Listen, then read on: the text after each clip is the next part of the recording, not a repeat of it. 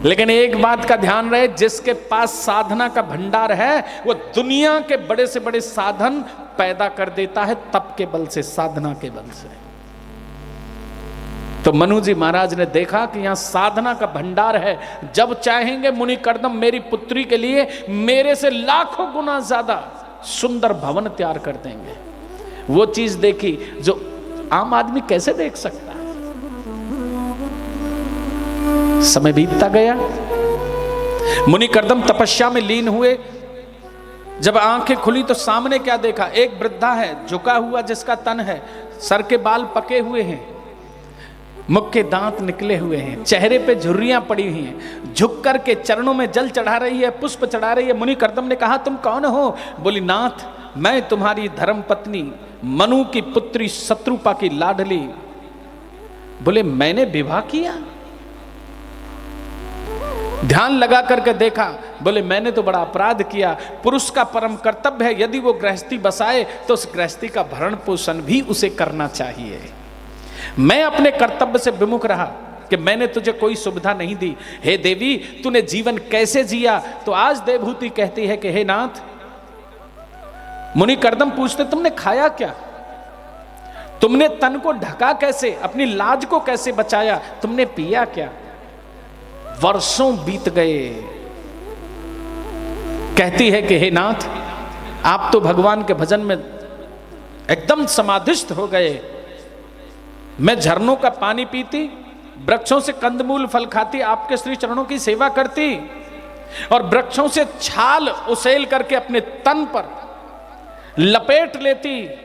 बोले, हे प्रिया, जब वृक्षों पे फल नहीं होते तब तुमने क्या खाया? कि हे नाथ, हरे हरे पत्ते ला करके चाव लेती, झरनों का पानी पीती, आपके श्री चरणों की सेवा करती।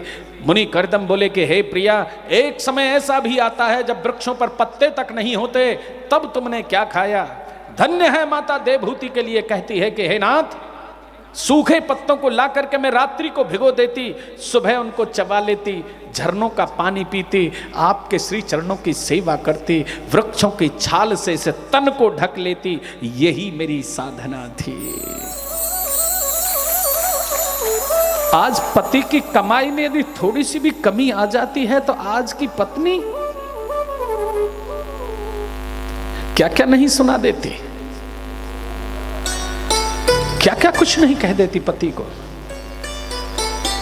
आज पति के साथ यदि कोई व्यवस्था ऐसी आ जाए, कोई स्थिति परिस्थिति ऐसी बन जाए और जिसका मायका संपन्न हो, वो पत्नी ताना देने लगती है, मेरी मायके में तो ये है, मेरी मायके में ये गाड़ियां हैं, मेरी मायके में इतनी बड़ी कोठी है, मेरी माँ ऐसे जीती है, मेरा भाई इतने ऐसो आराम से जीता है। अरे धिक्कार है तेरी बुद्धि के लिए। दो घर होते हैं पत्नी के, समझिए बेटी, या तो आप घर, या बोलना पड़ेगा, या तो आप घर या फिर पहले क्यों नहीं कहा कि बाप घर? पहले ही बोल देते ना कि बाप घर और फिर कह देते आप घर। बोले नहीं, सिद्धांत है कि पहले आप घर और जब सारी बातें बिगड़ जाती हैं तो फिर बाप घर। तो पहले आप घर, अपना घर कहां है? शादी के बाद अपनी ससुराल, अपने पति का अंगना, पति के भाई। देखो महाराज, परिवार है, पति की माता माता है, पति का पिता पिता है, पति का परिवार अपना परिवार है, पति का घर अपना घर है। पति की संपत्ति पर अधिकार से कहते हैं मेरे पति की, मेरी संपत्ति। जब तू अपना मान करके बैठी है तो फिर माता और पिता का यहां झगड़ा कहां से आ गया बीच में से? फिर कैसे उल्हाना देती है मेरी माई के ये है, मेरी माई के वो है? घर तेरा है, भाग्य भी तेरा है, इसलिए अपने भाई का ऐसो आराम मत गा, अपने माता पिता का ऐसो आराम भूल जा। तेरे भाग्य में यदि चटनी और रोटी है तो पति के साथ बैठ करके प्रेम से वो चटनी और रोटी का भगवान को भोग लगा और प्रेम से उसे पाले, इसमें तेरी इज्जत है। लेकिन पिता के घर से मांग करके मिठाई खाएगी तो तेरी कोई इज्जत नहीं। पिता की मिठाई तेरा काम नहीं करेगी।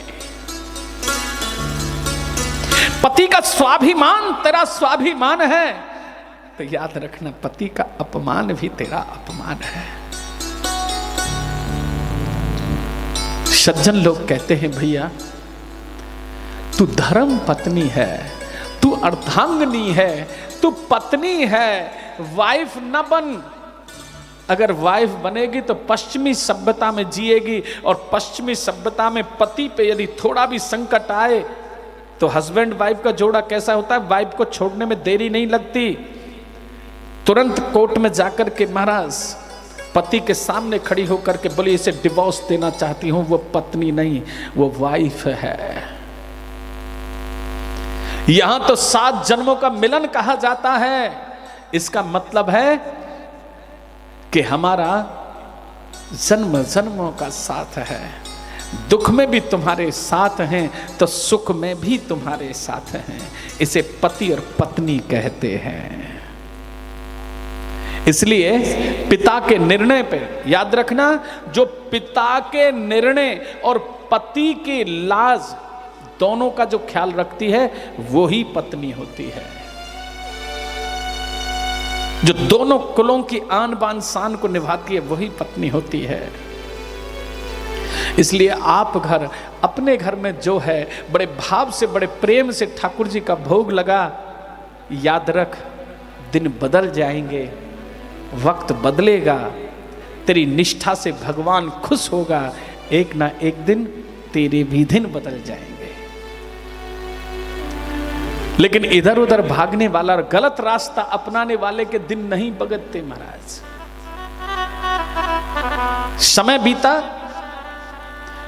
यहां मुनि कर्दम ने देखा, धन्य है मेरी प्रिया के लिए जिसने पूरा जीवन मेरी सेवा में लगा दिया।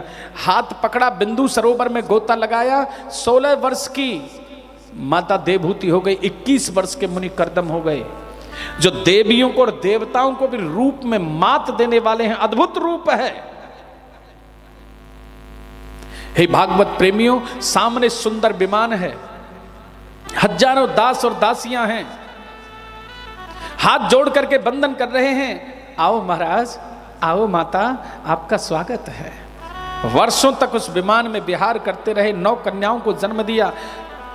10 में साक्षात कपिल भगवान माता के गर्भ में आते हैं। माता के कुक्षी को